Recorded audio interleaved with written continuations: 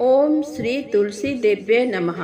आप सभी का हमारे YouTube चैनल पर हार्दिक स्वागत है। आज एकादशी पर आइए सुने तुलसी माता की पावन कथा। एक नगर में एक गरीब ब्राह्मण अपनी पत्नी के साथ रहता था। वो भिक्षा मांगकर अपना जीवन गुजारता और भगवान की पूजा में लगा रहता था। वह उतनी ही भिक्षा मांगता जिससे उसके और उसके परिवार का पेट भर सके। उस नगर का राजा बहुत धनवान और ब्राह्मणों का आदर करने वाला था। राजा किसी भी ब्राह्मण को अपने महल से खाली हाथ नहीं जाने देता था। दूर दूर से ब्राह्मण राजा के पास आते और मुंह मांगा दान लेकर आशीर्वाद देते हुए चले जाते। एक दिन ब्राह्मण की पत्नी ने ब्राह्मण से कहा कि दूर दूर के ब्राह्मण राजा से मनचाहा दान लेकर चले जाते हैं और तुम यहाँ के यहाँ एक दिन भी राजा के पास नहीं गए। जन्म भर कंगाली कहाँ तक झेलूं? आज तुम जाओ और राजा से कुछ मांग कर लाओ। ब्राह्मण ने अपनी पत्नी को समझाते हुए कहा, तू तो बावरी है, हमें धन की क्या ज़रूरत, हमें इतना तो मिल ही जाता है जिससे हम अपना पेट भर सकें, और राजा का धन अच्छा नहीं होता, वो हमें नहीं लेना चाहिए। ब्राह्मण की पत्नी जिद पर अड़ गई और बोली, मैं तुम्हारी एक भी बात सुनने वाली नहीं हूँ। कब तक हम कंगाली में जीते रहेंगे? तुम तो रोज़ माला लेकर बैठ जाते हो। अपने बच्चों को क्या खिलाएं और क्या पहनाएं? जब बच्चे दूसरे बच्चों को पहनते ओढ़ते और खाते पीते देखते हैं तो उनका मन भी ललचाता है।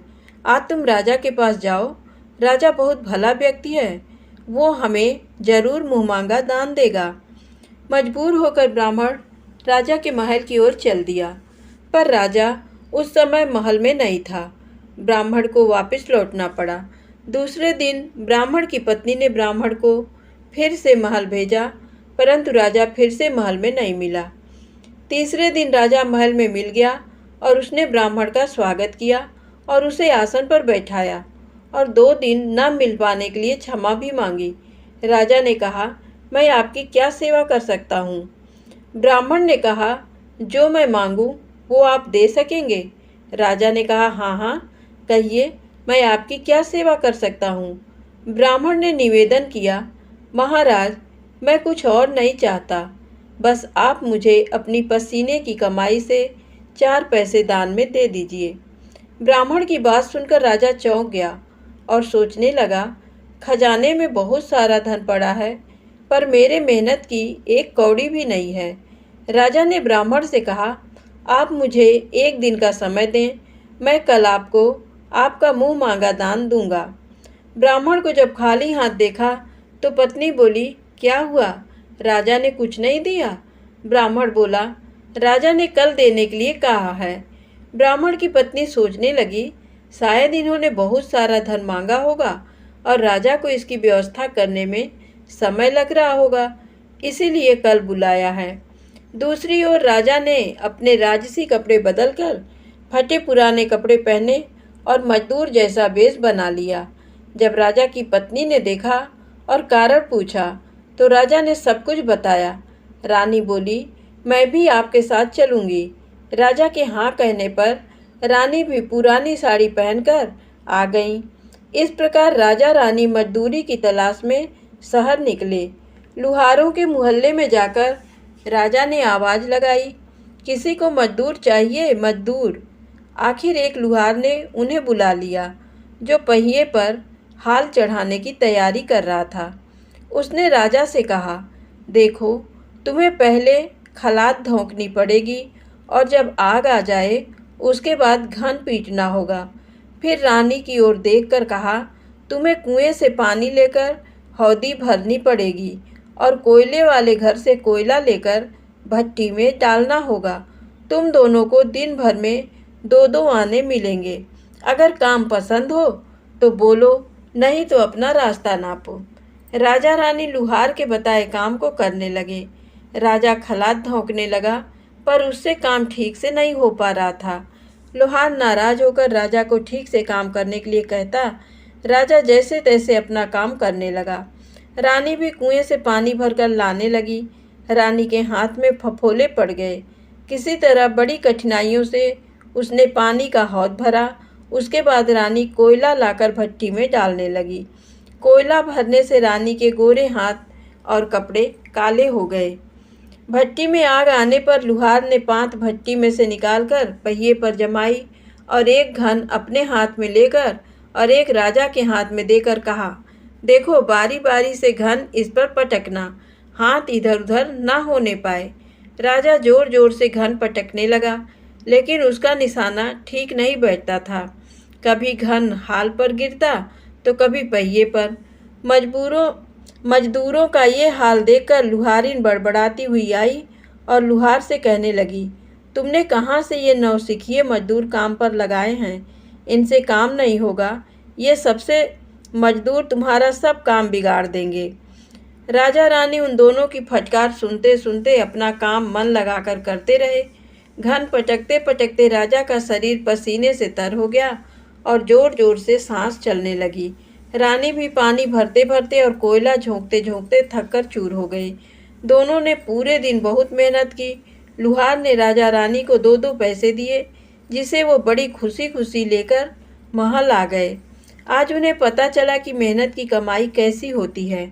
राजा ने 4 पैसे अलग रख दिए और अगले दिन ब्राह्मण को बुलाकर उसे दे दिए।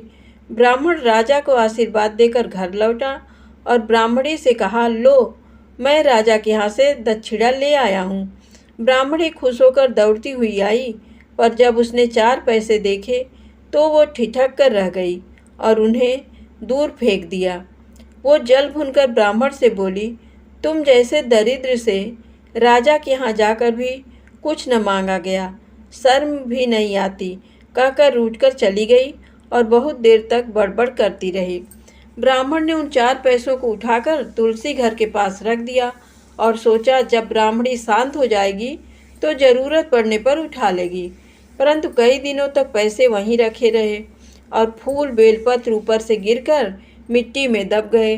ब्राह्मण और ब्राह्मणी दोनों ही उन सिक्कों के बारे में भूल गए। कुछ दिनों बाद तुलसी घर में 4 पौधे उगे। चारों पौधे बहुत सुंदर थे। ये देख ब्राह्मणी रोज उनमें पानी डाल देती। 4 महीने बाद वो पौधे बड़े हो गए और उनमें फूल लगने लगे। फूल सूखने पर इनसे मोती झड़ने लगे। ब्राह्मण और ब्राह्मणी ने कभी मोती नहीं देखे थे। वो समझे कि कोई बीज है।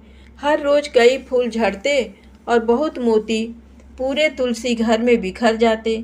ब्राह्मणी उन मोतियों को समेटकर घर के एक कोने में डाल देती। इस तरह वहाँ मोतियों का ढेर लग गया। एक दिन एक सब्जी वाली आई। ब्राह्मणी को सब्जी लेनी थी, पर उसके पास पैसे नहीं थे। उसने सब्जी वाली से कहा, क्या तुम इन चमकदार चीज़ों के बदले सब्जी दे सकती हो? सब्जी वाली ने देखा तो वो पहचान गई कि ये तो मोती है। उसने खुशी खुशी ब्राह्मणी को उन मोतियों के बदले उसकी मनपसंद सब्जी दे दी।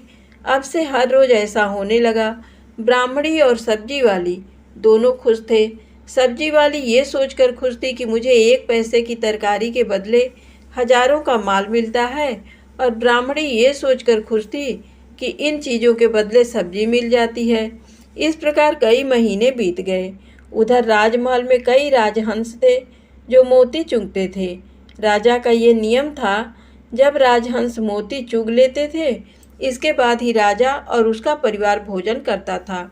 एक समय बाद राजा का सारा धन उन मोतियों और दान देने में खर्च हो गया। अब राजा को मोती खरीदने के पैसे तक नहीं बचे। ये खबर पूरे नगर में फैल गई। ब्राह्मण और ब्राह्मणी को जब ये पता चला तो उन्होंने यही विचार किया कि राजा बहुत दानी और नेक दिल है। उसने अपना सब कुछ दान कर दिया, यहाँ तक कि शायद उनके पास खाने को भी कुछ नहीं है। ऐसे हालत में हमें उन लोगों की सहायता करनी चाहिए। ब्राह्मण ने ब्राह्मणी से कहा, अगर तू कहे तो इसमें से कुछ बीज राजा को दे दूं। तू कहती है इससे सब्जी और खाने की चीज़ें मिल जाती हैं। ब्राह्मणी ने कहा, हाँ, मैं रोज़ इसके बदले सौदा लिया करती हूँ। ऐसा कहकर ब्राह्मणी एक टोकरी बीज भर लाई। ब्राह्मण राजा के पास पहुँचा और उसे वो मोती दिए और राजा को सारी बात बताई। राजा उन मोतियों को देखकर चौंक गया। उसने मोती राजहंस को दिए। राजहंस उन्हें चुगने लगे। ये देख राजा ने ब्राह्मण से कहा, एक एक मोती सैकड़ों रुपयों का है। सच बताएं, आपके पास इतने मोती कहाँ से आए? ब्राह्मण बोला, महाराज, ऐसे बीज तो हमारे घर पर बहुत हैं। और राजा को पूरी बात बताई। राजा अपने मंत्रियों के साथ ब्राह्मण के घर पहुंचे और उन चारों पेड़ों को देखा। पूछताछ में उन सिक्कों वाली बात सामने आ गई। जब पेड़ों को देखा तो उनकी जड़ के पास वही सिक्के चिपके हुए थे।